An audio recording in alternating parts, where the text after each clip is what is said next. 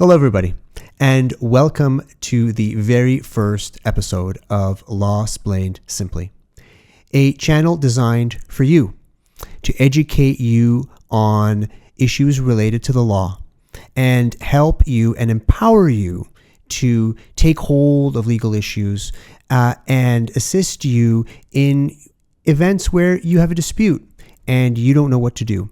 And also empower you in circumstances where you need to communicate with your lawyer. You're not going to be a deer in the headlights. You're going to be able to understand the issues clearer and help yourself.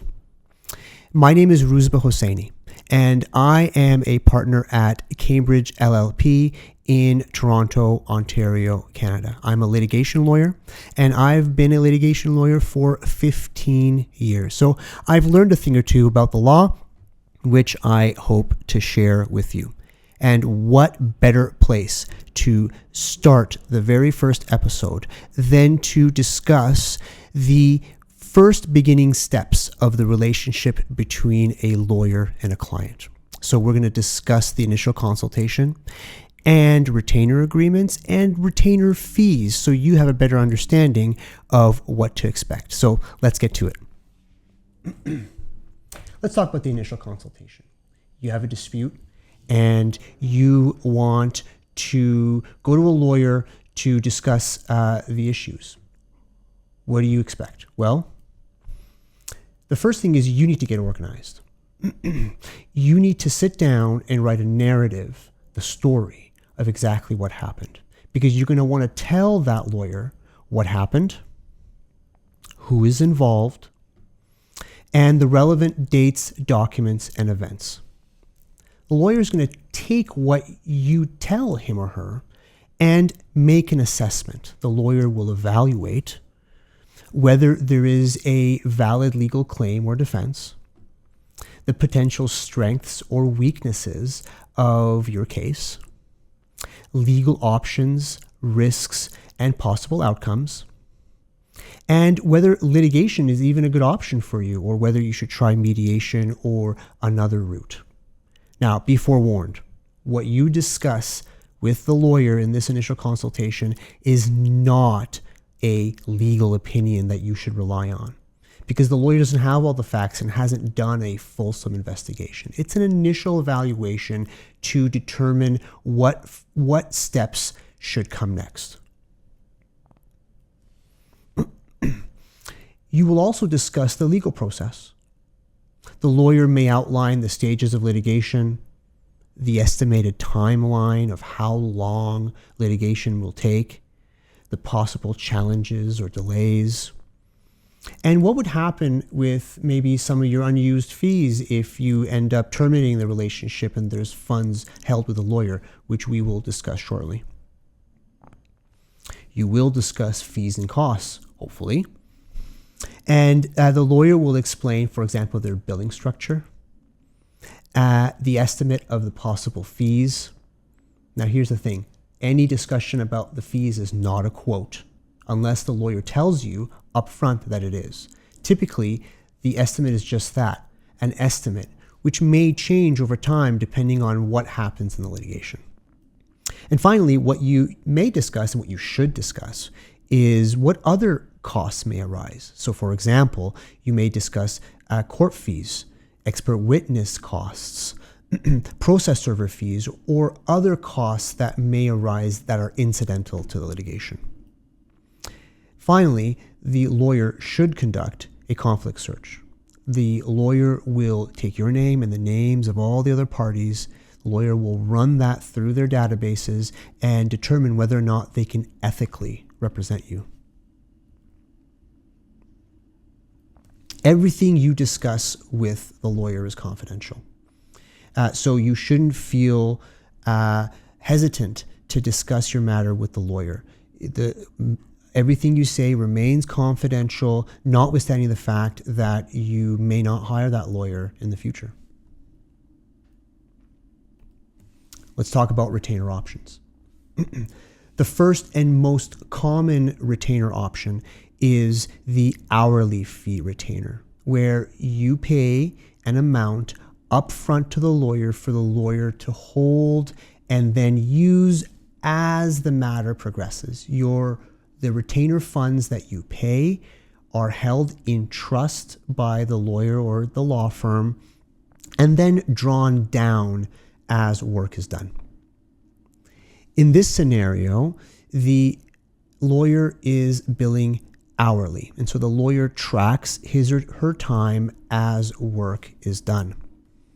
Then that time is billed at a predetermined hourly rate. So for example, here at Cambridge LLP, our hourly rates range from $285 an hour all the way up to $700 an hour.